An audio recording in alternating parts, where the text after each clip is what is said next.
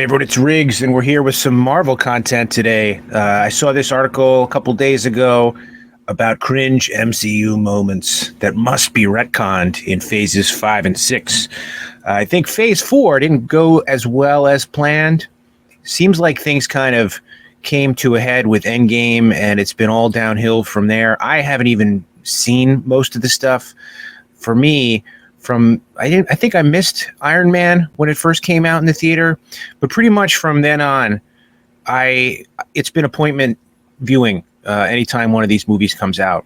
And really, since Endgame, I think Spider-Man is the only one that I've gone to see in the theater, and the rest of them mostly haven't even bothered to watch. I think Doctor Strange, I made it about halfway through. Doctor Strange 2 made it about halfway through before I fell asleep. Thor: Love and Thunder is one I was really looking forward to since it was announced, and just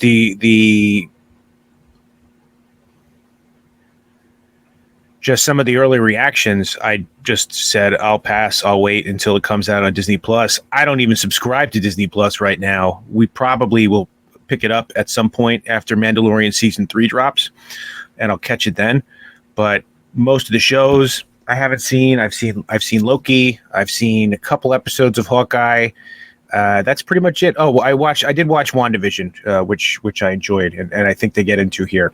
But let's see. Marvel 5 cringe MCU moments that must be retconned in Phase 5 and 6. This is from ClutchPoints.com, and the link will be in the description. Without a doubt, the Marvel Cinematic Universe has given everyone a lot of great memories throughout the years, from the first time Nick Fury showed up to the revelation that the late T'Challa had a son who bears his name. This is whack. I haven't seen Black Panther 2 yet either, but ever since that was announced, I mean, I know the tragic death of Chadwick Boseman, but the decision to not recast that role is just, to me, absolutely insane. To lose the ability to use that character for future production just seems silly. I mean, actors are recast all the time. We've spent all this time talking about Indiana Jones and how that could go. Just look at the James Bond franchise. It's been quite successful over many, many years with a number of different actors. Even in the MCU, the Hulk, there's been 3 Hulks. There are many things that excited fans for the MCU, but on the other end of the coin, there are also some moments that are best left forgotten. We take a look below at some of those that have left a bad taste in everyone's mouths, and why they should be retconned in phases 5 and 6, one way or another. Bruce Banner and Natasha Romanoff's romance in Avengers Age of Ultron. The first Avengers films took everyone's perception of Earth's mightiest heroes and elevated it to a new level. The follow-up Age of Ultron didn't really match its predecessor's level of critical success. While the overall story is still a good one, there are some parts that really didn't connect with MCU fans. Apparently, one of these parts is Bruce Banner and Natasha Romanoff's romance in the second Avengers film. Although their relationship was started in Avengers, it's only in Age of Ultron that romance started to blossom between the two. The thing is, the supposed relationship between Hulk and Black Widow didn't really connect well with fans. Their personalities are so far apart, and the dialogue given to them ventures into cliche territory. That's why this plotline has been amended in Infinity War and Endgame, with a few small moments left to reference it. In any case, adding a little more to the plot to effectively negate the effects of past romance and Bruce's current situation will help everyone forget this ever happened. So, were they actually romantically involved, or was it just a flirtatious thing? Because I always interpreted it as just a flirtatious thing. And yes, it was a little bit wacky, cringy, if you will.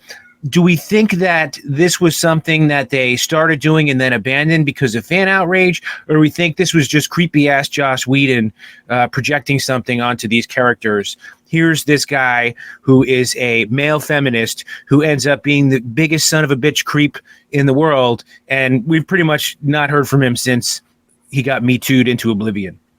Also, let's not forget that Jeremy Renner was making the rounds calling Black Widow a slut. You caused a bit of a controversy recently. You were talking to the press and you called Black Widow a slut. And I think there was more public outrage to that than there was to any interactions that happened on the screen between these characters. But yeah, I got in a lot of internet trouble. I guess that's a thing now you can get. And I think that, and the combination of Joss Whedon making a lesser film than the first Avengers, plus filling it with some of this creepy B-plot stuff, and then his own personal troubles with new directors taking over the follow-on movies, it makes total sense that it's gone. I don't even know why we're talking about it. 4, Titania and the Wrecking Crew. I haven't seen She-Hulk, so I can't really offer too much commentary here. I have one very good friend who said it was okay, and I have many internet people that I follow that said it's the worst thing ever. So in the comics, both Titania and the Wrecking Crew are powerhouses with the strength of gods. Although they aren't the most complex or compelling characters, these characters also weren't depicted to be the utter buffoons they were made out to be in She-Hulk, Attorney at Law. A lot of people, I think, were made out to be buffoons in that show, no? From that Disney Plus series, we saw Titania relegated to being a superpowered influencer and the Wrecking Crew demoted to ineffective lackeys of an antagonist that failed to live up to expectations. Yeah, these guys, I don't think were depicted the same way. What upcoming phases of the Marvel Cinematic Universe should do is give these bad guys the characterization they deserve, rather than being used for comedic purposes. Have them live up to their full potential as strength-based antagonists. Have them fight, not just against She-Hulk, but against other MCU powerhouses as well, such as Thor or Hulk himself. In this way, fans will be getting the versions of Titania and the Wrecking Crew that line up better with their personalities from the comics.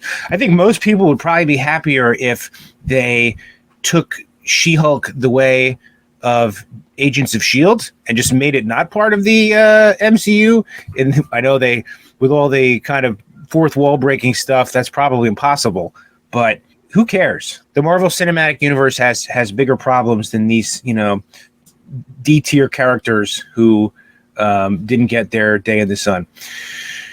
Number 3, Jane Foster's attempt to make a catchphrase. A lot was hinging on Thor Love and Thunder's success as a Marvel Phase 4 film, but rather than being one of Marvel's biggest hits, it became among its most critical flops, with the movie failing to connect to fans. And I think we saw plenty of commentary on the fact that this is one where just the director was free to run wild. Taika Waititi was very successful in Thor 3, less so in Thor 4.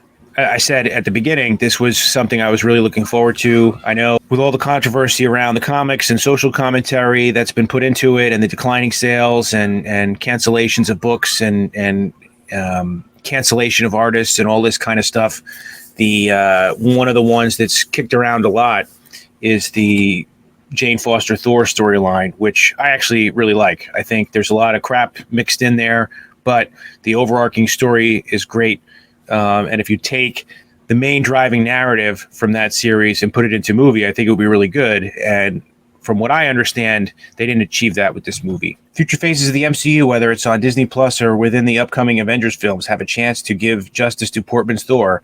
Now that the character is in Valhalla, as it was shown in the ending, there can be spoilers. There could be a scene or two that will make Foster admit that trying to come up with a catchphrase was lame. Thanks to this hypothetical scene, that part of Love and Thunder will be forgotten easily by Marvel fans.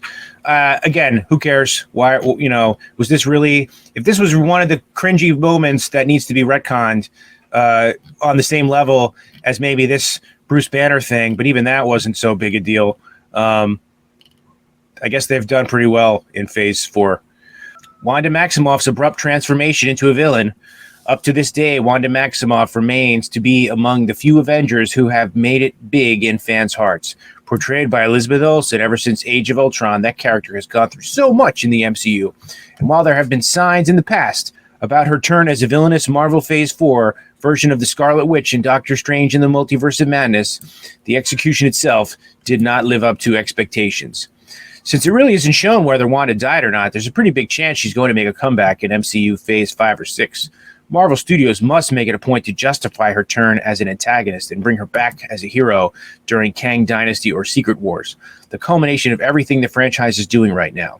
In this way, fans won't have to revolt about what happened to Olsen's character and have much to expect from her. Was it really that big of a surprise? I put this up there with the end of Game of Thrones, where Daenerys Targaryen did a heel turn, and it was a little rushed in season 8, laid waste to King's Landing, had to get killed, all this kind of stuff, and everyone's shocked. Like, oh, nobody saw this coming. It's crazy. She was absolutely bonkers from like the first season on.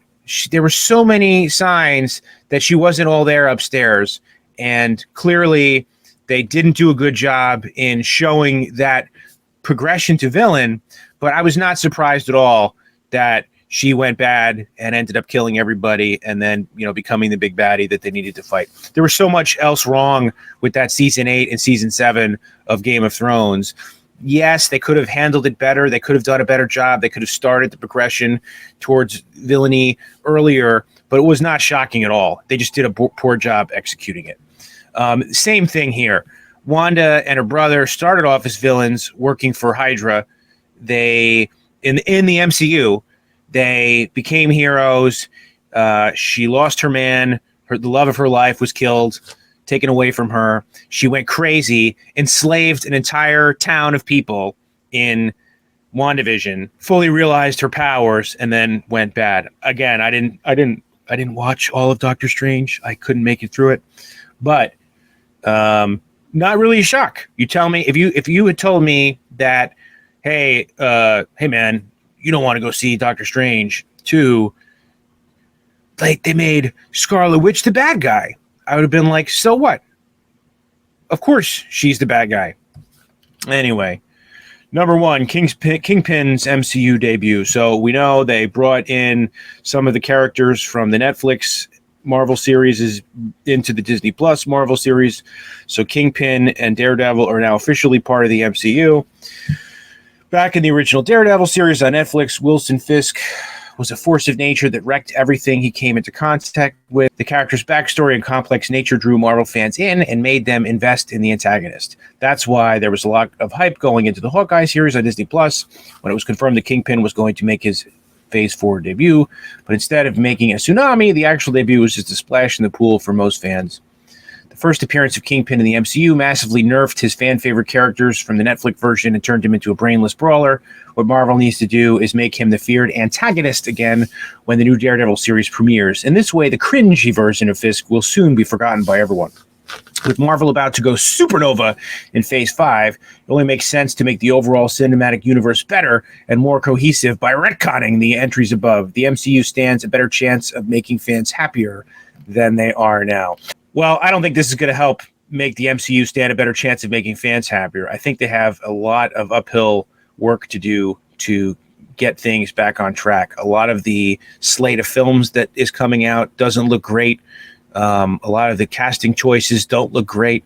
A lot of the storylines they're reported to be looking to interpret into films don't look that great. As far as Kingpin, they're still feeling their way with the Disney Plus show. The Marvel shows on Netflix were pretty much R-rated. You could do a lot there to show some like real kind of gritty villainy. In the Disney Plus shows, they're trying to keep it lighter. So I think they kind of flubbed Daredevil in the She-Hulk show, and maybe they flubbed Kingpin here in the Hawkeye show, and we just have to give them a little bit of leeway on that, I think, to see how they hit their stride. Anyway, thanks for watching. Make sure you're subscribed. Hit the bell for notifications. If you enjoyed this content, please give the video a like and share it with your friends. It'll help our channel grow. Thanks for watching, and we'll see you again next time.